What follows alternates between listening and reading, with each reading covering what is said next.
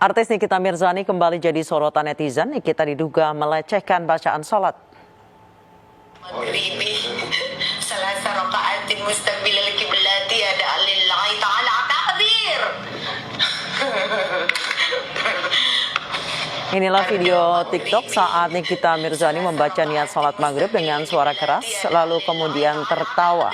Video tersebut kemudian menuai beragam komentar warganet. Sebagian besar menilai aksi tersebut tidak pantas dan cenderung melecehkan Islam.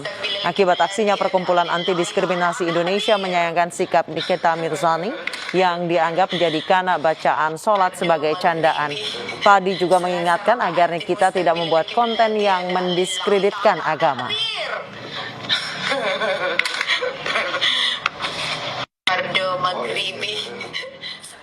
Pemirsa, secara hukum Islam apa sebenarnya melakukan candaan terhadap bacaan sholat? Sudah hadir bersama kami Ustadz Das'at Latif. Selamat malam Ustadz. Ya, Assalamualaikum warahmatullahi wabarakatuh. Selamat malam. Waalaikumsalam warahmatullahi wabarakatuh. Ustadz, untuk umat muslim sendiri sebenarnya apa hukumnya jika membecandakan bacaan-bacaan sholat? Ya, jumhur ulama, artinya mayoritas ulama menghukuminya orang yang mencandakan syariat, mencandakan bagian-bagian dari diantaranya sholat, itu dihukumi bisa menjadi keluar dari Islam. Dengan kata lain, dia dihukumi dengan kafir. Karena agama dibangun itu berdasarkan keseriusan, agama didirikan itu berdasarkan keteguhan terhadap keyakinan. Jadi kalau ada orang yang mencanda, mempermainkan apalagi bagian dari rukun Islam, itu bagian rukun Islam yang dicandakan, maka ulama menghukuminya dia bisa dikategorikan kafir, keluar dari Islam. Baik, dalam hal ini jadi bukan. Ya Ustadz, dalam hal ini ya? Nikita Mirzani adalah seorang figur publik yang memang sudah seharusnya memberikan contoh yang baik. Kalau dinilai dari hal itu kemudian digabungkan dengan hukum Islam seperti apa Ustadz? Saya justru tidak berkeyakinan orang ini sebagai public figure. Ya, namanya public figure itu yang patut untuk dicontoh. Dia justru adalah pengadu figur. Ya, figur kegaduhan. Ya, dia bukan public figure tapi dia public kegaduhan. Jadi sebaiknya orang seperti ini, kalau kita orang Islam yang peduli terhadap agama, mengangkat marwah agama kita, menjaga wibawa agama kita, kita unfollow orang seperti ini. Kita jangan mengikuti akunnya, kita blok. Supaya apa? Dia tidak memicu kegaduhan. Alhamdulillah kita ini sudah bersyukur kepada Allah, COVID sudah mulai mereda. COVID sudah bisa membuat kita agak tenang. Tiba lagi ada isu, ada konten-konten seperti ini. Saya yakin orang-orang seperti ini bikin konten gila seperti ini hanya mencari popularitas. Barangkali dari segi kreativitas positif, aktingnya sudah mulai pudar, kemudian popularitasnya mulai pudar, tidak punya kreativitas yang positif, akhirnya cari yang negatif supaya kembali terangkat popularitasnya. Ada pepatah Arab mengatakan kalau kau mau terkenal kencingi sumur Zamzam. Ya memang kalau pasti kau terkenal satu dunia kalau mengencingi sumur Zamzam, tapi terkenalmu adalah terkenal dalam hal negatif. Maka saudara-saudara, ya, saudaraku seiman, ya, orang-orang seperti ini kita tidak usah rusulah, tidak usah pedulikan orang begini. Cukup kalau kita peduli terhadap agama, unfollow, blok dia punya akun, ya, jangan ikuti. Kita kemudian menghukumnya dengan hukum sosial, hilangkan dia dari media sosial. Kemudian pihak aparat, ya, sebaiknya orang-orang seperti ini perlu mendapat perhatian khusus. Perhatian khusus dalam arti adalah tindakan hukum, ya, mungkin dipanggil untuk ditanya, ya, untuk selebihnya ya orang-orang hukumlah yang tahu. Kemudian bisa juga orang-orang seperti ini diperiksa kesehatan jiwanya. Ya, orang sakit jiwa itu tidak berarti gila. Orang sakit jiwa itu kan ada tingkatan-tingkatannya. Gila itu sudah parah. Tetapi orang seperti ini saya yakin ada gangguan jiwa karena selalu menganggap hiburan, selalu mencari popularitas dari hal-hal negatif. Itu kan abnormal namanya. Ya, saya doakan mudah-mudahan orang seperti ini mendapat hidayah dari Allah sehingga dia bisa kalaupun nanti akan wafat, wafatnya dia sudah mendapat hidayah dari Allah Subhanahu wa taala. Auzubillahi min dzalik. Baik, Ustadz, untuk efek jerah, apakah kasus seperti ini layak dilaporkan ke polisi terkait dengan penistaan agama, Ustadz?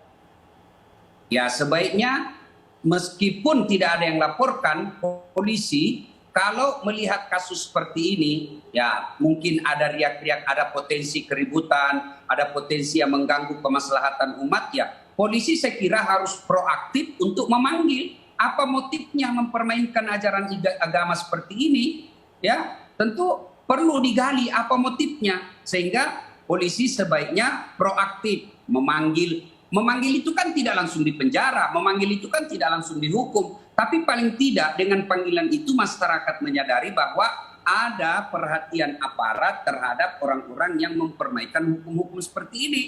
Kalau kita menuntut hal ini seperti orang seperti ini dituntut, orang seperti ini dilakukan pemanggilan, tidak berarti kita radikal. Tapi ini kita berupaya untuk menjunjung tinggi kemuliaan sebuah agama. Agama itu ketika melihat kebatilan, kan kata Nabi, apabila kau melihat kebatilan, pertama cegahlah dengan tanganmu. Tangan ini simbol kekuasaan. Ya, pemerintahlah di sini. Kita masyarakat tidak boleh main hukum, main hakim sendiri. Kemudian tidak bisa pabilizani dengan lisanmu. Lisan di sinilah ulama, aktivis dakwah. Kemudian tidak bisa itu kata Nabi, tegurlah dalam hatimu. Tegur dalam hati ini wujud konkretnya unfollow. Jangan ikuti akunnya, blok akunnya. Itulah selama-lama iman. Saya kira memang harus ada perhatian dari aparat. Sebab orang ini saya lihat sudah mengulang-ulang. Ya, karena dia tidak ada tindakan hukum, akhirnya dianggap remeh. Ya, saya tersinggung kalau Allah yang saya puja, yang saya muliakan 24 jam, yang saya yakin pemilik segalanya, lalu ada yang menghinanya dengan kalimat-kalimat seperti ini. Ya tentu saya jengkel. Kejengkelan itu tentu saya tidak mewujudkan dalam main hakim sendiri. Sebab kita punya hukum. Maka pemerintah dalam hal ini, kepolisian proaktif untuk melakukan proses hukum seperti ini. Proses hukum tidak berarti bahwa langsung dia dipenjara. Tidak. Tetapi adalah sedikit ya upaya hukum. Supaya orang ini juga tidak berkelakuan berulang-ulangnya. Karena dia tidak ada proses hukum, akhirnya sebebas-bebasnya dia. Dan seolah-olah negara kita ini tak berdaya menghadapi orang seperti ini. Baik Ustadz, mau tidak mau, suka tidak suka Nikita Mirzani ini banyak followersnya, baik itu di sosial media. Ia pun merupakan sosok yang dikenal oleh publik. Apakah ada istilahnya seorang public figure itu harus memberikan contoh yang baik, namun ia kerap kali memberikan contoh yang buruk, apalagi ini mempermainkan bacaan sholat. Apakah kalau misalnya dalam hukum Islam, apakah ada istilahnya tambahan dibandingkan orang yang bukan siapa-siapa gitu, tambahan hukuman dibandingkan orang yang bukan siapa-siapa? Ya, bagi saya perlu diluruskan dulu apa itu public figure.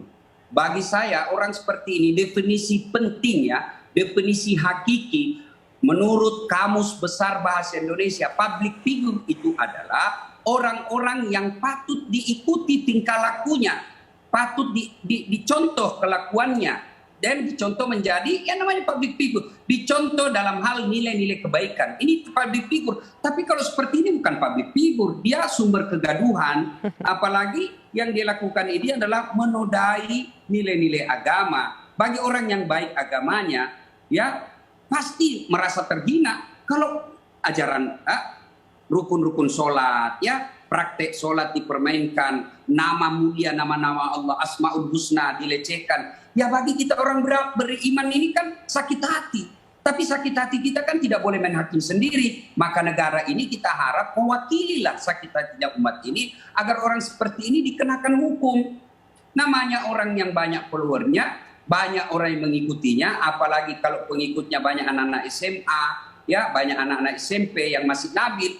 Saya khawatir melakukan penodaan seperti ini dianggap hal biasa.